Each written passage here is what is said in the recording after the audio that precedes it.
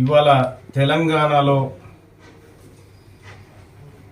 సంచలనంగా మారుతున్నటువంటి బీసీ ఉద్యమం ఏదైతే ఉందో ఈ బీసీ ఉద్యమంలో బీసీల హక్కుల సాధన కోసం 42% రిజర్వేషన్ కోసం కాస్ట్ సెన్సస్ కోసం ఇవాళ బీసీ నాయకులు ఆమరణ నిరాహార దీక్ష చేస్తూ ఉన్నారు. అంటే ఎలాంటి ఆహారం తీసుకోకుండా చనిపోవడానికి కూడా సిద్ధపడి ఇవాళ నిరాహార దీక్ష చేస్తూ ఉన్నారు. దేశాన్ని కానీ మనులందరూ చేస్తూ ఉన్నారు. వాళ్ళది వీళ్ళ నుంచి పుట్టిన డిమాండ్ కాదు. కాంగ్రెస్ పార్టీ తనకు తానుగా నిర్ణయించుకున్నటువంటి ఒక అంశం 42% రిజర్వేషన్ అమలు చేస్తూ బీసీ డిక్లరేషన్ను ప్రకటిస్తూ మా నాయకుడు మా ఫ్యూచర్ ప్రధాని రాహుల్ గాంధీ గారు డిక్లరేషన్ను ప్రకటించడం జరిగింది. ఆ డిక్లరేషన్ అమలు కోసం ఇవాళ శీఘ్రంగా అమలును పూర్తి చేసి బీసీల వాటా బీసీలకు దక్కే విధంగా త్వరగా ప్రభుత్వం చర్యలు తీసుకోవాలని ఆమరణ నిరాహార దీక్ష చేస్తూ ఉన్నారు సంజీవ్ గాంధీ వీళ్ళంతా. కానీ అయితే నేను ప్రభుత్వాన్ని రిక్వెస్ట్ చేస్తూ ఉన్నా, ఇది మనం చెప్పిన మాటే, మనం ఇచ్చిన మాటే. అతి త్వరగా ఈ బీసీ డిక్లరేషన్ హామీలను అమలు చేస్తూ బీసీలకు ఇచ్చిన మాట నిలబెట్టుకోవాల్సినటువంటి అవసరం మన మీద ఉంది. మన కాంగ్రెస్ పార్టీ ఎన్నికల మేనిఫెస్టో, ఆ మేనిఫెస్టోలో అధికారంలోకి వచ్చిన 6 నెలలలోపే కులగణన చేసి 42% రిజర్వేషన్ను బీసీలకు అందిస్తామని చెప్పడం జరిగింది. సో ఇది రాహుల్ గాంధీ గారి మాట. కాబట్టి ఈ మాటను నిలబెట్టుకోవాల్సినటువంటి అవసరాన్ని కాంగ్రెస్ పార్టీ కూడా గుర్తిస్తూ ఉంది. అలాగే నేను ఇతర పార్టీల నాయకులకు కూడా చెప్తా ఉన్నా, ఇటు బీఆర్ఎస్ పార్టీ, అటు Bharatiya Janata party, including left parties, ఈ 42% అంశం పైన, కాస్ట్ సెన్సస్ పైన మీ ఒపీనియన్ ఏంది చెప్పండి. మీరు మాకేంది అని తప్పించుకుంటారా? బీసీల ఓట్లు వద్దని ప్రకటిస్తారా? మాకు బీసీలు ఓట్లు వేయకున్నా పర్వాలేదని మీరు చెప్పగలిగితే, మీ పార్టీలు కనుక చెప్పగలిగితే మిమ్మల్ని అడగమిగా. ఇవాళ కాంగ్రెస్ పార్టీ క్లియర్గా 42% ఇంప్లిమెంట్ చేయడానికి సిద్ధపడతా ఉంది, క్యాస్ట్ సెన్సస్ చేయడానికి సిద్ధపడతా ఉంది.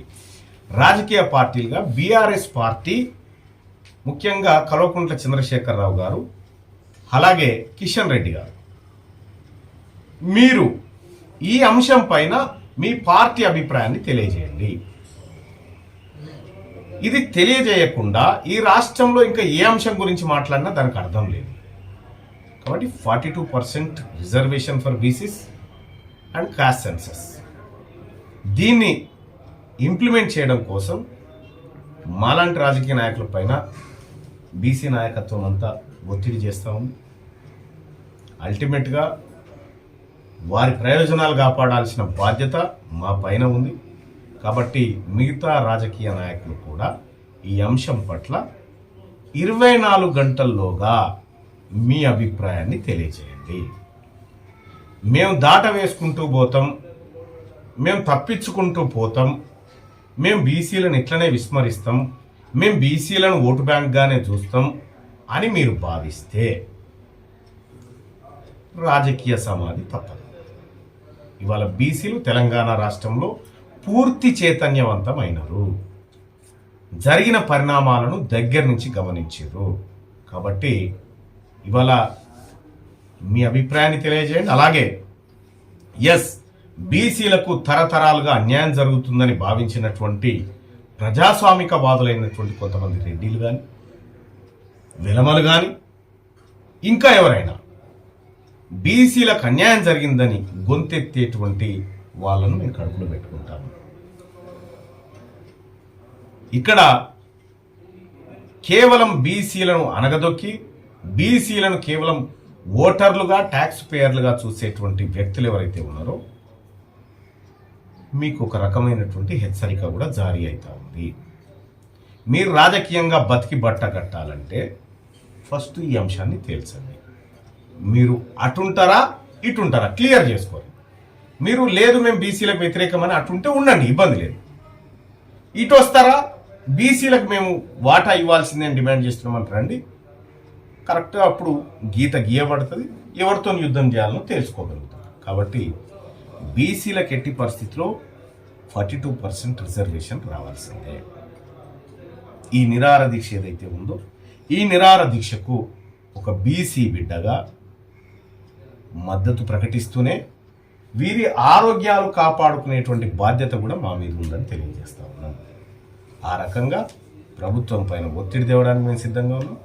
ఎవరైతే బీసీ ఎమ్మెల్యేలు, చాలామంది బీసీ ఎమ్మెల్యేలు ఉన్నారో మీరు కూడా ఈ దీక్షా శిబిరాన్ని సందర్శించి, ఎమ్మెల్యేలు ఎమ్మెల్సీలు ఎవరు సందర్శించి వాళ్ళ భరోసాను ఇవ్వాల్సిన బాధ్యత మనది.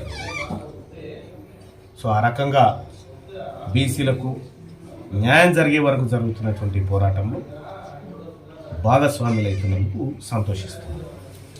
జై బీసీ, జై బీసీ, సాధిద్దాం 42% రిజర్వేషన్, సాధిద్దాం సాధిద్దాం, సాధిద్దాం కుల జనగణనను, సాధిద్దాం సాధిద్దాం. జై బీసీ, జై బీసీ, జై బీసీ, జై బీసీ, జై బీసీ, జై బీసీ.